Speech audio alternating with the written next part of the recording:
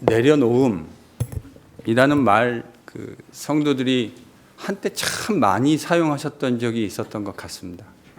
제가 한 10년 정도 된 것 같아요. 이게 왜 유명해졌냐면 하버드에서 공부를 하셨던 이용규 선교사님이라는 분이 공부를 마치시고 몽골이라는 나라의 선교사로 떠나시면서 이제 내려놓음이라는 책을 쓰셨습니다. 이제 그것이 많은 사람들에게 임팩트가 있었던 것 같아요. 몇 해 지나고 나서 이 선교사님이 다시 책을 쓰셨는데 혹시 제목이 뭔지 기억나십니까? 더 내려놓음. 그래서 약간 시니컬한 분은 그러면 다음번에 나오는 책은 대체 뭐냐? 완전히 내려놓음 아니냐? 이런 이야기를 하셨던 기억이 있습니다. 그래서 이제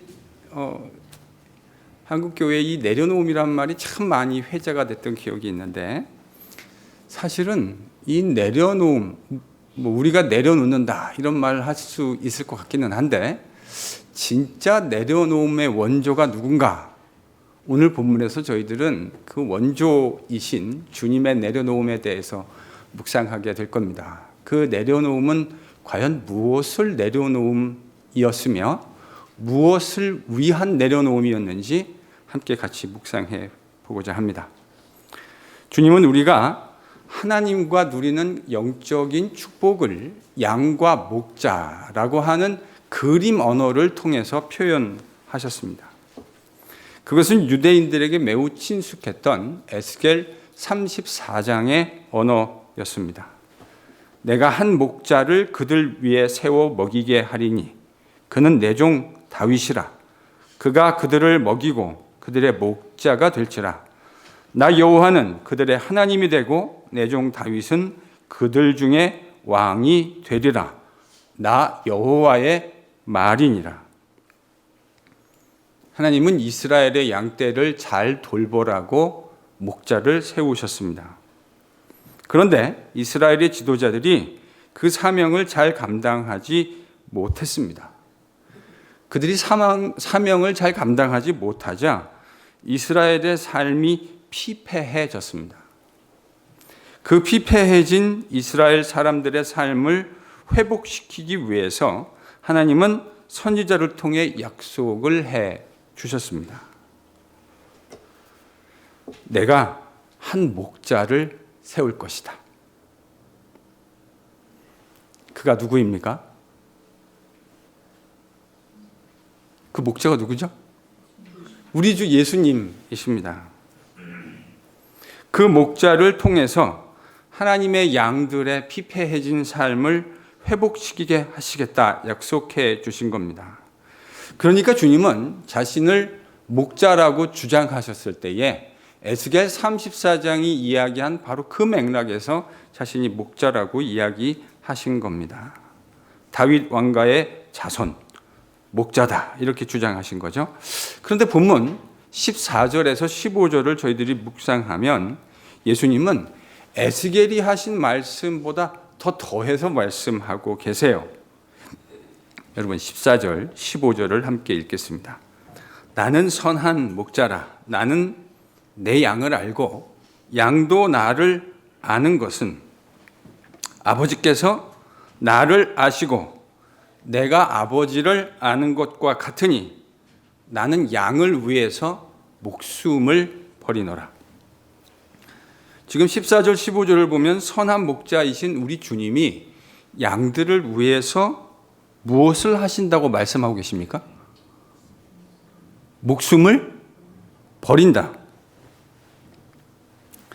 목숨을 버린다. 이렇게 개역개정은 번역해 놓았는데 사실은 원문의 보다 문자적인 의미는 목숨을 내려놓는다입니다. 목숨을 내려놓는다. 그래서 여기서 이제 이 내려놓음이라는 말이 사실은 나오게 된 거죠. 내가 티세미 한다. 내려놓는다.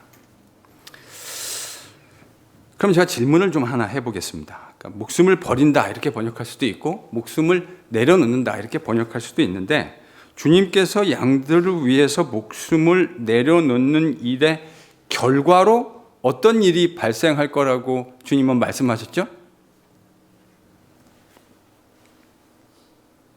이게요, 답이 두 개가 될 수 있어요. 15절에 양들을 위하여 목숨을 내려놓는다. 그 앞에 나오는 말이 주님이 목숨을 내려놓는 것의 결과일 수 있고요. 뒤에 나오는 것도 사실은 그럴 수 있어요. 그러니까 앞에 먼저 보면 마치 아버지와 주님이 서로를 친밀하게 아시는 것처럼 목자이신 주님과 양들이 서로 친밀하게 만들어지는 그런 관계가 만들어질 것이다.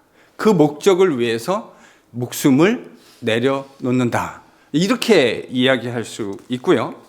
또 하나, 천한 목자이신 주님이 자신의 목숨을 내려놓음으로 인해서 발생하는 일을 16절은 또 다음과 같이 이야기합니다. 여러분 16절을 같이 또 읽어보죠. 이 우리에 들지 아니한 다른 양들이 내게 있어 내가 인도해야 할 터이니 그들도 내 음성을 듣고 한 무리가 되어 한 목자에게 있을 것이다. 지금 주님은 자신이 선한 목자이신데 자신의 목숨을 내려놓음으로 인해서 이 우리에 들지 아니한 다른 양들도 인도해야 된다. 이렇게 말씀하셨습니다. 그럼 여러분 여기서 이 우리에 들지 않는 다른 양이라는 말이 무엇을 의미할까요?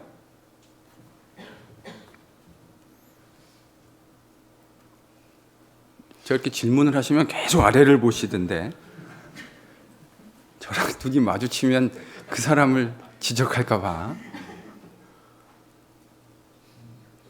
사실 유대인들에게는 이 표현은 매우 익숙한 표현입니다. 한국 사람들에게 이런 표현이 아주 익숙하죠. 한라에서 백두에서 한라까지. 그럼 이게 무슨 말이죠? 한반도 전체를 이야기하는 저희 한국 사람들만의 매우 이디오메릭한 표현입니다. 유대인들은 하나님의 백성으로 자신들을 표현할 때 양이라는, 그래서 이 우리에 들어있는 양이라고 하는 것은 유대인들이 하나님과 가지는 양과 목자의 관계를 설명하는 단어였어요. 그런데 그런 표현에 아주 익숙한 유대인들에게 주님이 이 우리에 들지 아니한 양, 그러면 이 우리에 들지 않은 양이란 건 지금 누구를 유대인들은 표현한 것일까요? 이방인들입니다. 이방인들입니다. 주님은 그러니까 구원이 처음에는 유대인들로부터 시작되어졌지만 그것이 사마리아 사람들에게도 확대되고 사마리아의 지경을 넘어서서 이방인들에게까지 확대될 것이라는 것을 주님이 말씀하시는 거예요. 실제로 요한복음의 스토리를 저희들이 잘 생각해 보면 이 구원이 하나님의 백성인 유대인들에게 시작되었다가 4장에 가면 이 구원이 누구에게로 확대되는 것을 보게 됩니까?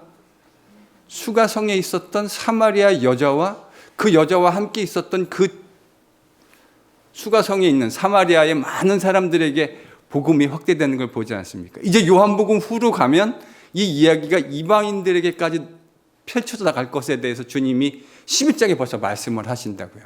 그러니까 우리에 들지 않은 양이라는 표현은 이방인을 가리키는 것이 틀림없습니다. 예수님이 자신의 목숨을 내려놓으심으로 인해서 그의 목숨을 내려놓았기 때문에 이방인들도 목자이신 예수님의 음성을 듣게 되는 날이 올 거라는 겁니다. 그래서 유대인들과 이방인들이 모두 한 목자이신 예수님 안에서 하나의 우주적인 공동체를 만들게 될 것이라고 하는 어마어마한 스케일의 얘기를 지금 주님이 해주고 계시는 거예요. 뭐를 통해서 이 일이 이루어진다고요? 주님께서 자신의 목숨을 내려놓는 일을 통해서 이와 같은 일이 일어날 것이다 말씀하고 계시는 겁니다. 여러분, 이 이야기를 들었더니 저희들이 한 1년은 훨씬 더 됐겠네요.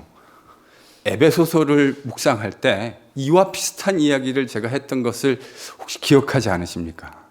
바울이 에베소서 2장에서 유대인과 이방인들이 그들 안에 있던 담을 무너뜨리고 그리스도 예수로 말미암아 가까워지고 하나의 공동체를, 예수님을 머리로 하는 새로운 공동체를 이루게 될 것이라고 하는 것, 머리이신 주님 안에서 하나로 연합되는 교회의 비밀에 대해서 바울이 이야기한 것과 지금 주님이 말씀하시는 이 이야기가 똑같은 맥락에서 이야기하고 있는 것이 아닙니까? 주님은 1세기 문맥에서 정말 생각하기 어려운 어마어마한 이야기를 하신 겁니다. 여러분, 한국 사람이 어떤 민족과 하나 되기 어려울 거라 생각할 때 저희 마음속에 가장 먼저 떠오르는 나라가 어느 나라죠?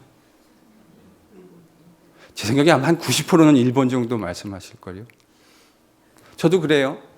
다른 나라랑 경기해서 지는 거는 뭐 기쁘지는 않는데 일본이랑 해가지고 지면은 그 이상한 느낌이 이 민족적 정서가 제 안에도 흐르고 있는 것 같아요. 유대인과 이방인이 하나가 된다. 이 이야기는 유대인으로 태어난 적이 없었던 저희들에게는 피부로 느껴지지 않는 언어입니다. 여러분, 유대인하고 이방인이 하나가 된다. 이건요, 유대인들의 사고 속에서는 도무지 상상할 수도 없는 언어입니다.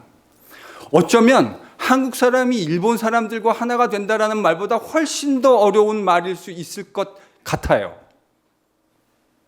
그런데 주님이 이 1세기 문맥에서 유대인과 이방인이 한 목자이신 우리 주님을 통해서 하나가 되어지는, 양의 무리가 하나가 되어지고 그 양의 무리의 목자이신 주님을 통해서 모든 양떼가 하나가 되는 이 이야기를 한다고 하는 것은 전혀 일어날 것 같지 않은 이야기입니다.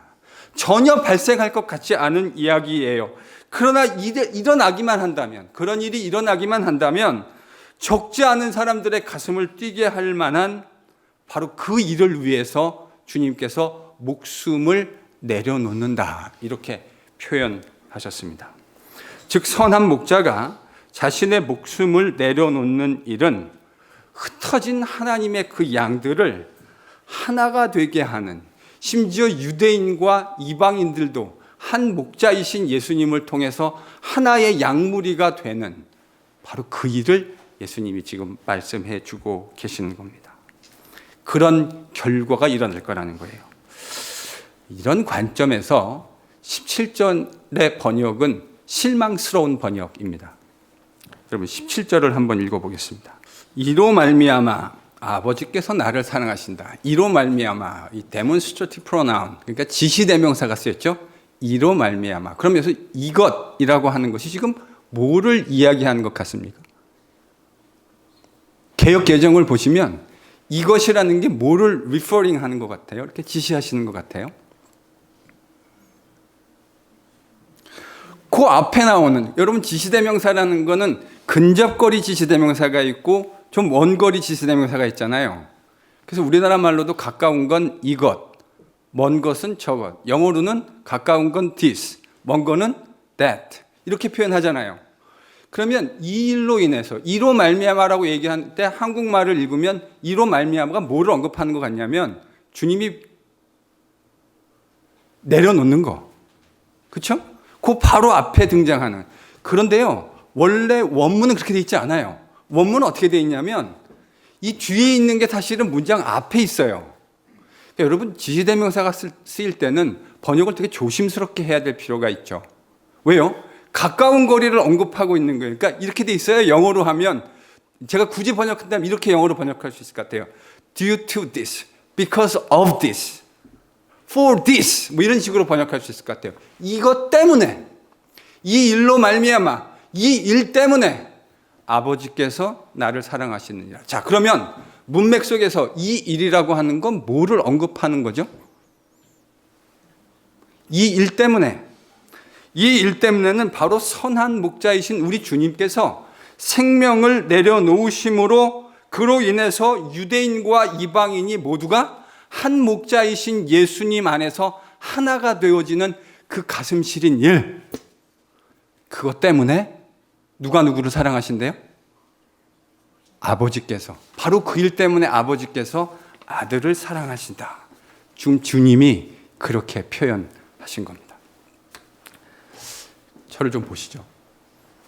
저는 이 이야기를요, 제가 표현한다면 저는 이렇게 이 이야기를 제 말로 표현할 수 있을 것 같아요. 그림을 이렇게 그리면 좋을 것 같아요. 예수님과 하나님 아버지가 한 가지 비전을 공유하셨습니다.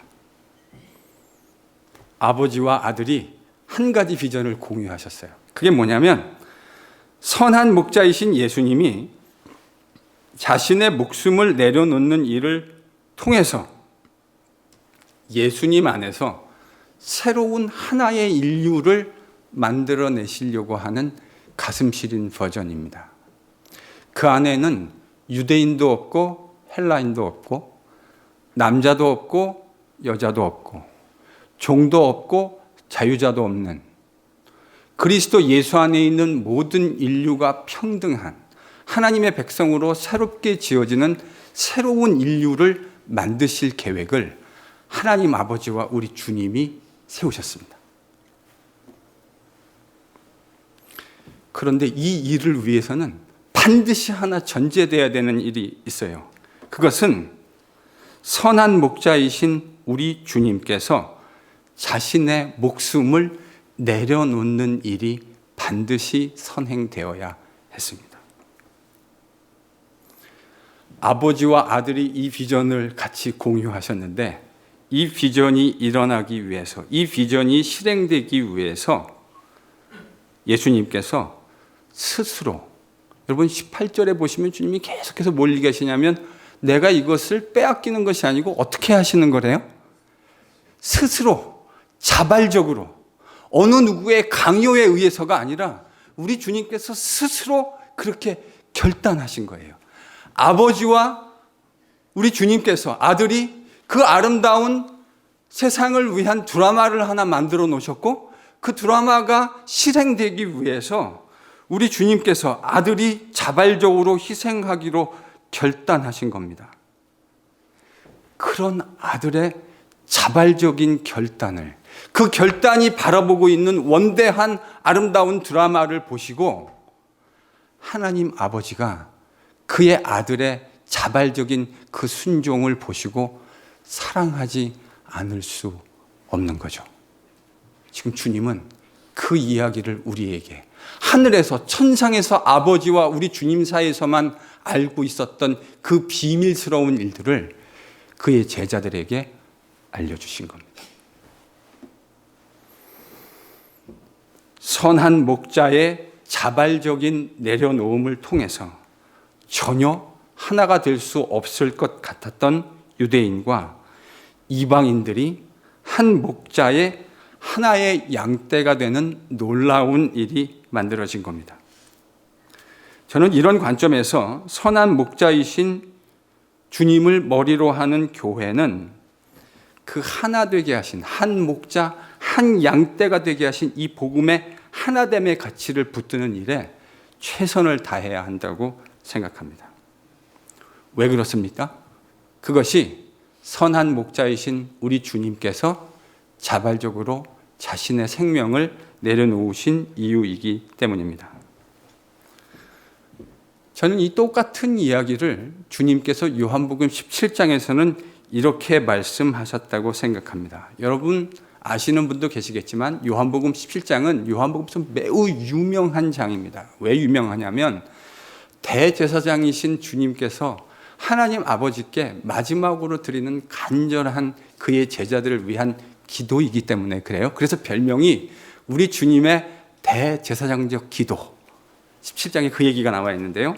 17장을 저희들이 묵상하고 있노라면 우리는 주님이 무엇을 그렇게 간절하게 원하셨는지, 주님의 마음속에 가장 간절한 열망과 소원이 무엇이었는지를 아주 선명하고 분명하게 볼 수 있게 됩니다. 여러분 17장, 요한복음 17장 20절에서 21절을 함께 읽겠습니다. 지금 우리 주님이 제자들을 위한 중보기도를 하고 계시는데 그 중보기도의 핵심 내용이 무엇인지 보이시지 않습니까? 앞으로 오고 가는 세대의 모든 주님의 제자들이 아버지께서 내 안에, 내가 아버지 안에 있는 것 같이 그들도 뭐가 돼가지고요? 하나가 되었어요. 그들도 하나가 되어 우리 안에 있게 하옵소서.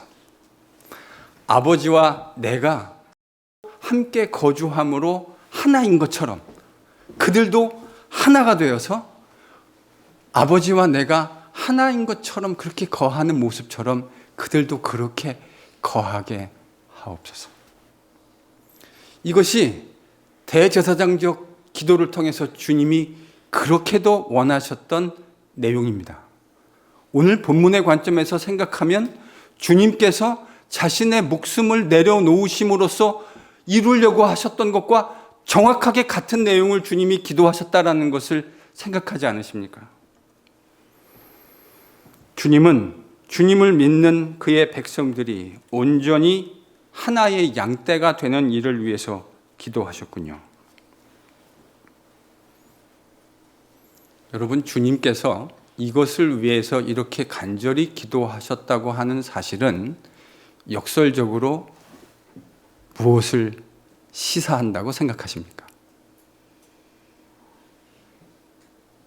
하다가 되는 일이 그렇게 어려운 일이라는 거예요. 이게 그렇게 어려운 일이라는 걸 주님이 말씀해 주고 계시는 거예요. 아니, 그게 쉬운 일이라면 뭘 이렇게 주님께서 간절하게 기도하셨겠습니까? 이 일이 참 쉽지 않은 일이라고 하는 사실을 제가 굳이 여러분에게 자세하게 설명하지 않아도 될 것이라고 생각합니다. 우리가 늘상 우리의 주변에서 경험하는 일입니다. 어느 교회에 가나 경험하는 일이에요.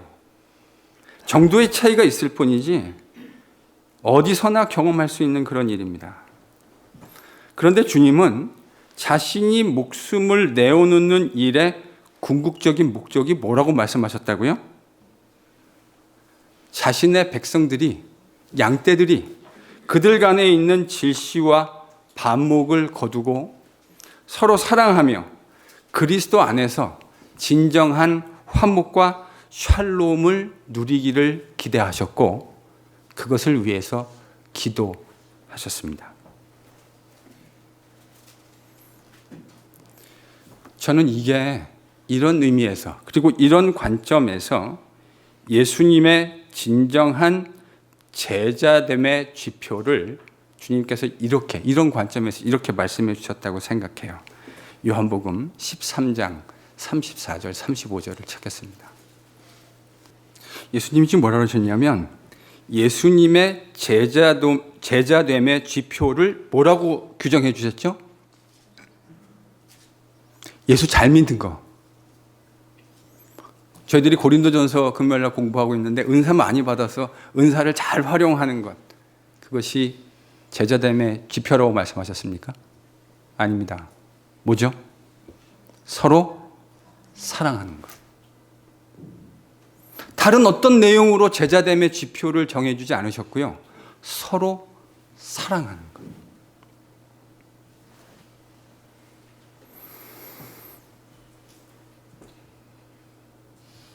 저는 요한복음을 한마디로 정의하려면 예수님 안에서 새로 지어지는 새로운 성전에서 모든 사람이 차별 없이 하나님의 양떼가 되어서 그의 백성이 되어지는 것.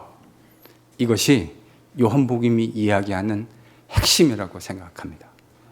그 일을 위해서 주님께서 자신의 목숨을 내려놓으셨습니다. 예수님의 제자됨의 지표가 참 어렵죠. 어떠세요? 만만하십니까? 서로 사랑하는 것.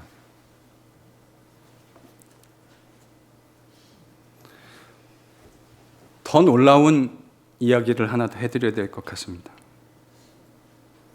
예수님은 그 형제 사랑, 서로 사랑하는 그 퀄리티와 기준과 본보기를 무엇으로 제시하셨습니까? 34절을 보시죠. 어떤 표현에, 어떤 어구에 우리의 눈이 머물러 있어야 합니까? 내가 너희를 사랑한 것 같이. 내가 너희를 사랑한 것 같이. 여러분, 우리가 바라보아야 하고 또 실천해야 할 기준이 정말 녹록한 것이 아닙니다. 이 기준은 우리 주님께서 직접 셋업해 주신 겁니다. 주님이 우리를 사랑하셨기 때문에 보여주신 본보기가 무엇이죠? 지금 주님이 내가 너희를 사랑한 것 같이 라고 말씀하셨을 때 내가 너희를 사랑한 것 같은 그 이그젬플로 요한복음에 등장하는 가장 분명한 사건은 무엇이어야 합니까? 예수님의 십자가입니다. 예수께서 그의 양들을 사랑하셔서 그의 생명을, 목숨을 내려놓으셨던 것의 핵심은 예수 그리스도의 십자가입니다.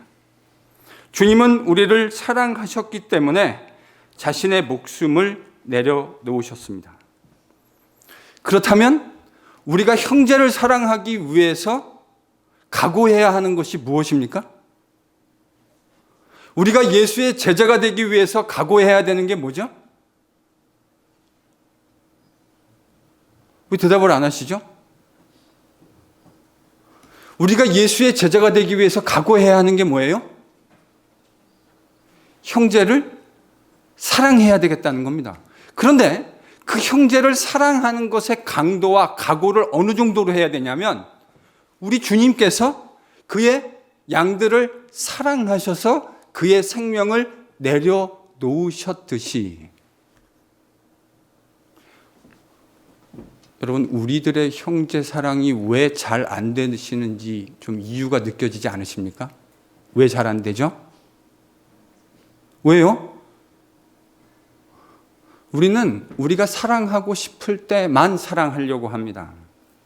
우리는 사랑하기 힘들 때에는 사랑하려고 노력하지 잘 않아요. 그래서 하나 되는 것이 쉬운 일이 아니에요. 주님은 이 하나됨의 형제 사랑이 이루어지려고 하는 이그젬플로 내가 너희를 사랑한 것처럼 이라는 말로 규정해 주셨습니다. 그러니 이게 녹록한 일이 아니죠. 우리가 형제를 사랑하기 위해서 무엇을 내려놓을 각오를 해야 됩니까? 우리의 생명을 내어놓을 각오를 해야 됩니다. 문자적으로 꼭 내려놔야 된다는 말이 아닐 수 있어요. 근데 적어도 주님이 우리에게 요구하시는 일을 이루기 위해서는 우리의 목숨을 내려놓는 각오로 임해야 한다고 생각합니다. 여러분, 이런 각오를 하지 않는다면 예수님의 제자가 되겠다는 꿈은 꾸지 말아야 합니다. 여러분, 예수의 제자가 된다는 말의 의미는 뭐죠? 그분이 우리에게 셋업해 주신 가치와 그 길을 따라서 걸어가겠다고 하는 겁니다. 근데요, 저는 오늘날 이 조국교회와 이민교회에서 참 안타까운 모습들을 보게 됩니다. 그것은 뭐냐면 죽어서 천국은 가고 싶은데 이 땅에서 예수의 제자로 살아가는 삶은 그다지 많은 관심을 보이지 않는 성도들이 있는 것 같습니다. 목사로서 정직하게 주님 앞에 이런 기도를 합니다.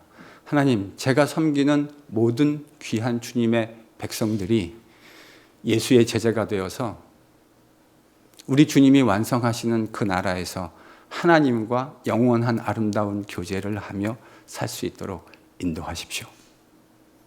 이게 이강택 목사가 우리 NGPC 성도들을 생각할 때마다 빼지 않고 하는 기도입니다.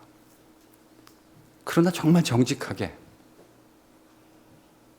우리 모두가 주님이 만드시는 그 하나님 나라에서 그와 함께 있을 수 있을까 하는 것에 대해서는 저는 정확하게 잘 모르겠습니다. 왜냐하면 이 길은 하늘나라의 완성은 예수의 제자만이 누릴 수 있는 영적인 축복입니다. 그런데 그 길을 따라가는 일에 관심이 없는 사람은 어떻게 그 영적인 축복을 누릴 수 있겠습니까? 그래서 예수를 따라가는 길은 쉬운 길은 아닙니다. 녹록한 삶은 절대로 아니에요. 오늘 집사님이 기도하셨던 것처럼 그 일은 거저 이루어지는 일이 아닙니다. 몸부림치고 발버둥치고 우리를 지도하시고 인도하시는 성령 하나님을 온전히 의지해야만 내 뜻을 접고 하나님의 음성이 무엇인지를 민감하게 살피고 그 뜻에 순종하는 삶을 살아가고 결단하는 사람들만, 그리고 그것을 도와주시는 성령 하나님의 인도를 받는 자들만이 누리게 되어지는 영적인 축복입니다. 여러분, 이게 진짜 복음이에요.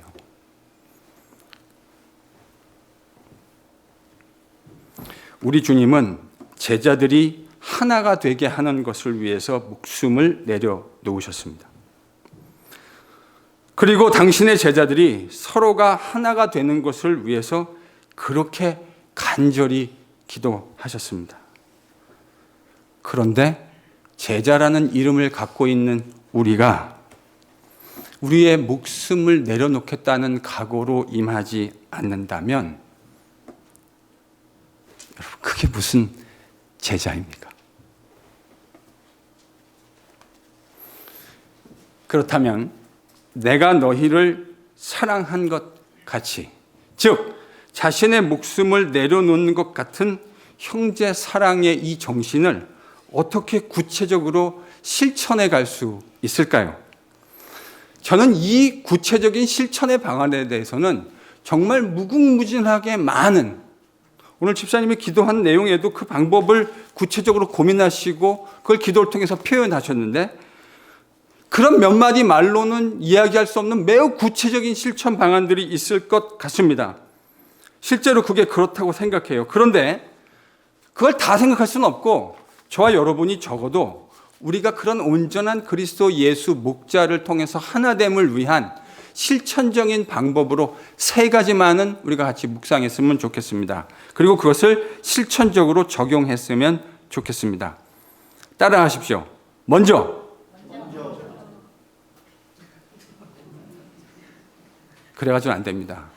정신을 바짝 차려야 돼요. 지금 뭘 내려놔야 되는 길이라고? 지금 이 길이요? 내 목숨을 내려놓고 걸어가야 될 것이라고 우리가 결단해야 되는데, 이런 정신 상태로는 그래가지고는 안 돼요. 정말 정신을 바짝 차리고 이야기합니다. 먼저 형제들의 이야기를 경청하는 겁니다. 안 하시는 분들이 제 눈에 띄는데 다시 합니다. 먼저 형제들의 이야기를 경청하는 겁니다. 사랑하는 사람은 사랑하는 사람의 이야기를 듣게 되어 있습니다. 만약에 여러분이 다른 사람의 이야기를 경청하지 않는다면 그것은 여러분이 그 사람을 사랑하지 않고 있는 가능성이 매우 높습니다. 경청하지 않는 사람은 사랑하지 않을 확률이 매우 높아요. 확정적으로 말하는 건 늘 조심스러운 일이지만, 그래서 사람들의 말을 경청하지 않는 사람은 그 사람을 사랑하지 않을 가능성이 매우 높아요. 그러나 이것도 기억하십시오. 진정한 경청과 소통은 내가 하고 싶은 말만 하는 것이 아닙니다. 소통이란 말, 다이얼로그라는 말의 의미가 뭐죠? 내가 이야기하고 상대방이 하는 이야기를 듣고 그 이야기를 듣고 또 내 이야기를 하고 그 사람의 이야기를 또 들어주고 서로 지속적으로 그 이야기를 이어가는 것. 여러분, 이게 진짜 소통이에요.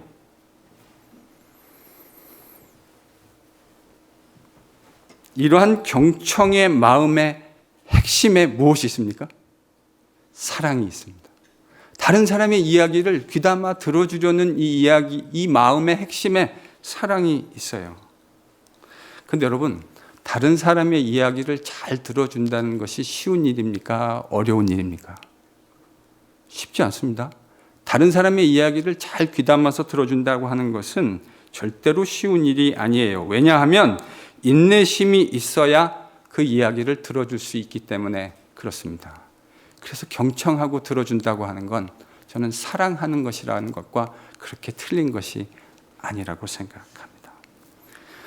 여러분, 내가 하고 싶은 이야기만을 하는 일방적인 주장을 그치고 상대방의 이야기를 경청해 줍시다.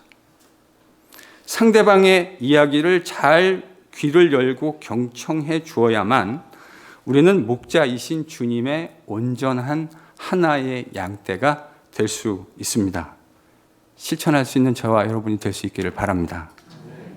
둘째로는요, 형제의 연약함을 너그러운 마음으로 바라봅시다. 저도요, 여러분 못지않게 정의로움에 대한 정의로움이라는 단어를 들으면 제 마음속에 뭐가 이렇게 뭐 하나 불덩이 같은 게 올라오는 것 같아요. 저도 그거 참 관심 많아요. 정의로움, 공의로움. 비록 저는 정의롭지 못하지만, 비록 저는 온전히 공의롭지 못하지만 정의롭고 공의롭다라고 하는 것에 대한 가치를 너무나 소중하고 귀하게 생각합니다.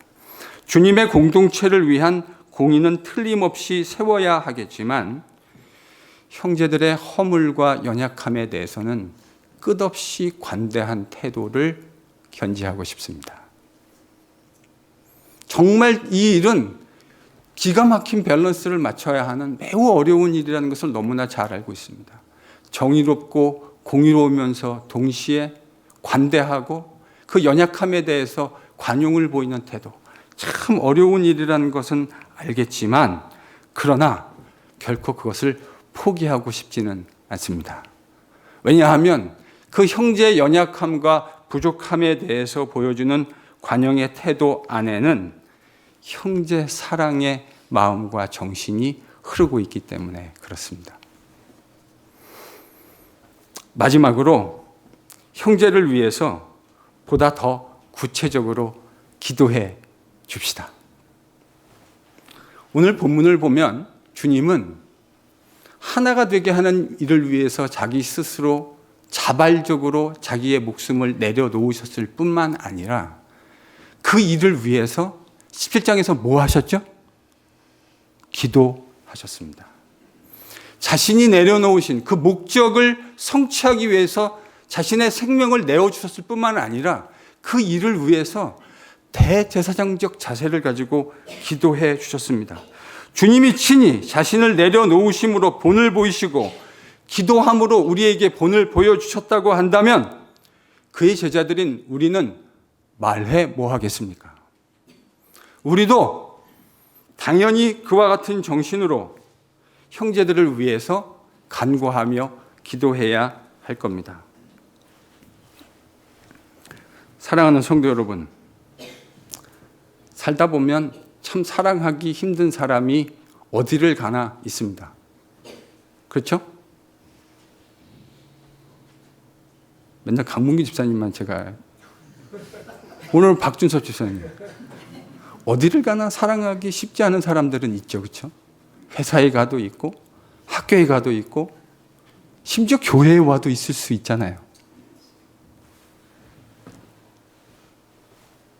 진짜 그렇습니다.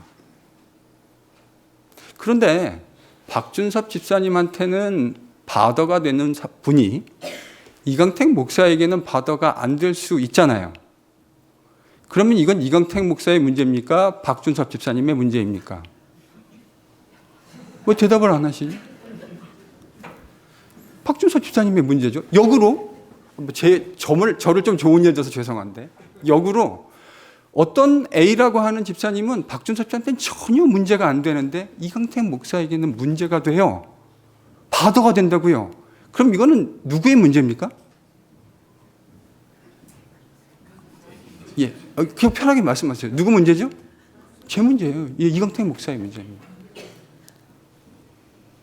그게 변명할 수 없는 증거 아닙니까? 우리가 그 일에 스스로 증거가 되는 거잖아요. 물론 그 문제가 되는 어떤 분들도 문제가 있을 수 있겠지만 그것을 바라보는 내 안에도 여전히 또 다른 의미의 문제가 있다는 것을 내가 스스로 증명하고 있는 것 아닙니까?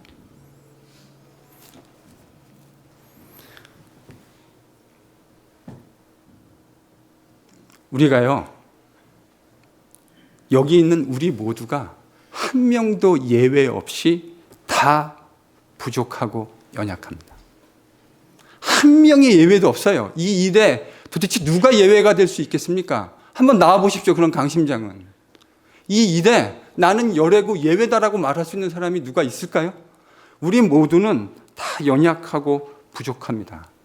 그래서 하나됨이 어렵고 그래서 주께서 요구하신 그 일이 우리에게 어려운 거예요. 그러니 뭐 해야 된다고요? 그러니 뭐 해야 된다고요? 맥락을 놓치셨군요. 지금 제가 뭐 해야 된다고 얘기하고 있는 맥락이었죠? 기도하셔야 된다고요. 만약에 이강택 목사에게 박준서 집사님이 정말 바더가 된다면 이강택 목사는 박준서 집사님을 위해서 매일같이 기도해야 할 겁니다. 언제까지요? 언제까지요? 더 이상 바더가 되지 않을 때까지. 적어도 그 문제에 관한 한 더 이상 바더가 되지 않을 때까지 기도해야 합니다.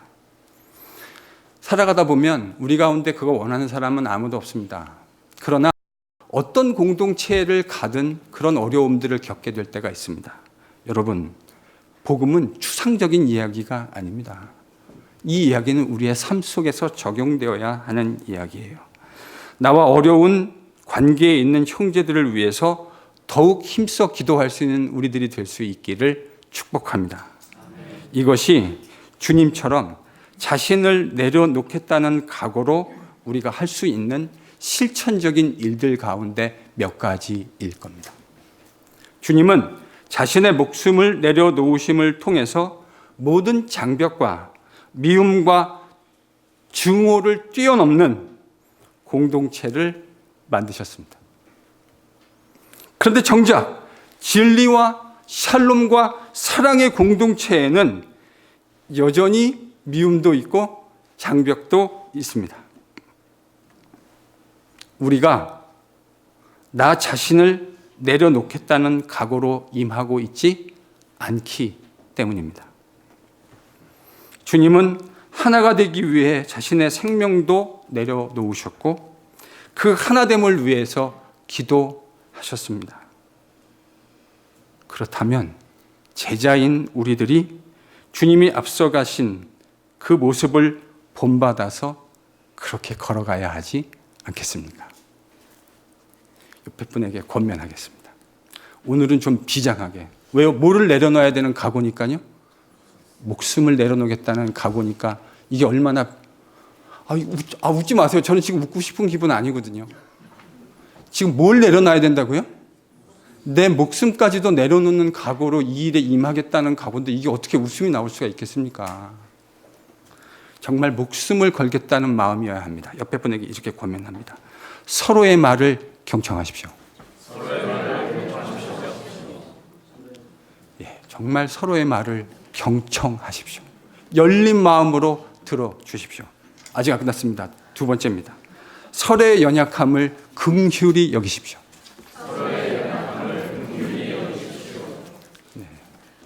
이종훈 집사님의 연약함을 긍휼히 여겨주세요. 여러분, 나는 긍휼히 여김을 받고 싶은데 나는 저 사람을 긍휼히 여기지 않는다면 이건 무슨 도둑놈심보입니까? 내가 긍휼히 여김을 받고 싶으면 나도 긍휼히 여겨야 되는 거 아닙니까? 그래야 주님께서 우리를 긍휼히 여겨주시지 않겠습니까? 마지막입니다. 서로를 위해 기도하십시오. 2020년에 새해가 밝아서 첫 번째 주일을 맞았습니다. 이제는 정말 말로만 제자로 살아가는 삶을 그칩시다. 정말로 내 자신을, 내 생명을 내려놓겠다는 일사각오의 정신으로 주님 걸어가신 그 길을 함께 따라 걸어갑시다. 서로의 말을 경청해주는 태도에서, 서로의 연약함을 긍휼히 여겨주는 바로 그 마음에서, 서로를 위해 매일같이 기도해주는 그 기도 가운데 우리 주님은 우리 공동체를 주님이 기뻐하시는 하나의 양무리로 만들어 가실 줄로 믿습니다. 이 그림을 마음속에 꿈꾸시며 우리의 목자장이신 주님이 자신의 생명을 내려놓으셨다는 사실을 기억합시다. 그 사실을 기억할 수 있는 NGPC가 될 수 있기를 간절히 축원합니다. 그 제자도의 삶 속에서 우리를 날마다 새롭게 하실 주님의 손길을 기대합니다. 그런 마음으로 다 함께 일어나 찬양의 제사 주님께 올려드립니다.